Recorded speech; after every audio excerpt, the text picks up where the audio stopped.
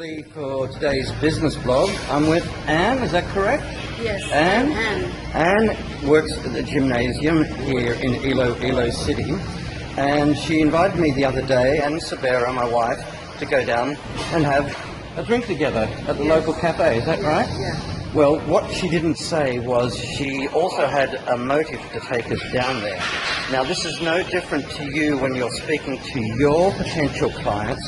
You're really trying to assess if they're going to be future clients rather than just potential. Yes. Yeah? So it is a process.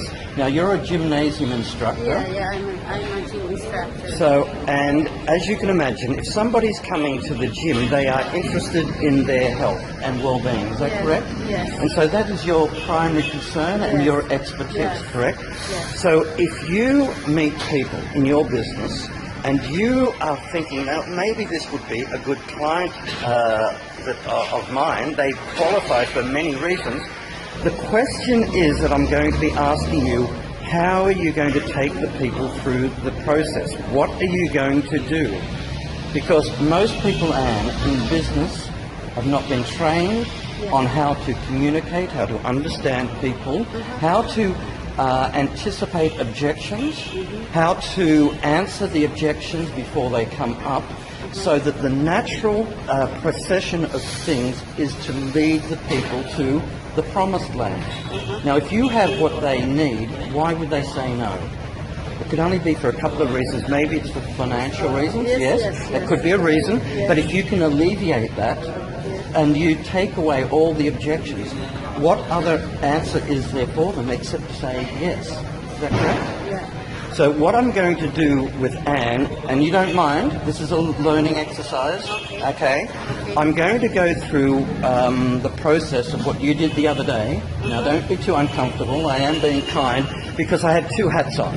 Yes, I am a qualified person to be able to take up the supplementary nutritious food supplements that you offer. I am qualified, but how do we take us through? Because we've got to get the people through. And we've got to do it in a way so they're saying yes, yes, yes, yes, yes, all the way along. So we're going to go down to the cafe, and we're going to continue down there. Is that okay? We'll see you down there. How do you feel when you're drinking that? I feel so nice, and this is about refreshing and a nutritional for my whole life. Okay. It's how people. Especially to my students. Okay. You're trying to sell. Stop trying to sell. But your customer, their expectations, because you have just said to me that things change when you're testing, trying. You feel a lot better, and yet you were denying me that experience. Another thing I will let you know is, do people make purchasing decisions based on how they think or how they feel? Do they primarily buy on logic or emotion? One or the other, tell me. I think your emotions. Correct. And what we're doing is changing the emotional state of the person. Now they're getting the satisfying taste.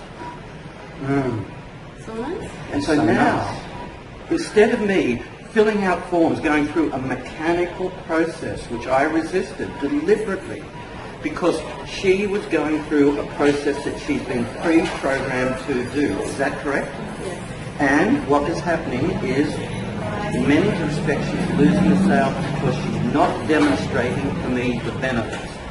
Did you notice? After we did that, I still did not get my drink.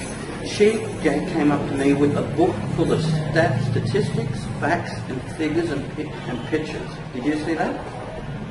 The booklet? And she showed me all these different pictures. That is called information overload. I think information. That overload. Yes. Because I came for a drink. And you came for a drink. I came for a drink. I've been switched off by the fact that now I want all my details. I've seen it's an international company, so now I've been pre-programmed on what to expect. Can I make a suggestion how this whole process could be improved? Of course. Okay. What I was going with an expectation of having the drink, yeah? And when I had all this, wouldn't it have been great if I'd been welcomed and you had arranged for the drink to come to me immediately? and then we sit around and we have the drink together, and we talk about having a drink. And then through your personal experience, you're talking about why you do this and talking about the drink and how you're feeling better. And we're not talking about a sales plan, we're just having a chat. Because there's nothing I love better than having a chat. And a lot of people love having a chat, but do they like the feeling of being sold to? If you were to offer somebody this, let's say, half price on their first visit, how would they feel about that? How would they feel? If you offered somebody the owner offered half price, how would they feel? The whole price or not? Half price on the first visit. It's good for you. I feel pretty good. Therefore, I would be interested here if, in return, can I just send you some details? If they bring a friend, the friend can come and have at half price, just for being so nice. And have we sold them anything really? They offer their clothes. Yes, but you have to be communicated with them. the key, what Anne just says, this is about communication in any business. In any business, wrong every single time. Wrong. And you're paying every single time to get it wrong. Is that making good sense or bad sense? It's bad sense, and yet people do this all the time. If I can show you quickly and easily how you can improve it, do it with less effort, is it worth it? I do not have worth everything. I can't tell you about the arts and crafts. I can't tell you about science. I can't tell you about so many things, about fixing a car. I know nothing. I will admit it. But I know about what doing this hands-on years of experience, why people go through a buying decision, why they don't. And if you do not have a system in place to accommodate this, you are just doing everything blind. It's like play darts. Ever play darts? That's like that? Yeah. Try playing blindfold, because that's what you're doing, and you're hoping to hit the bullseye. Thank you very much. This is David Lee with Anne here in Iloilo City. And we're going to get back to our shake. I think it's this one. And I wish you were here.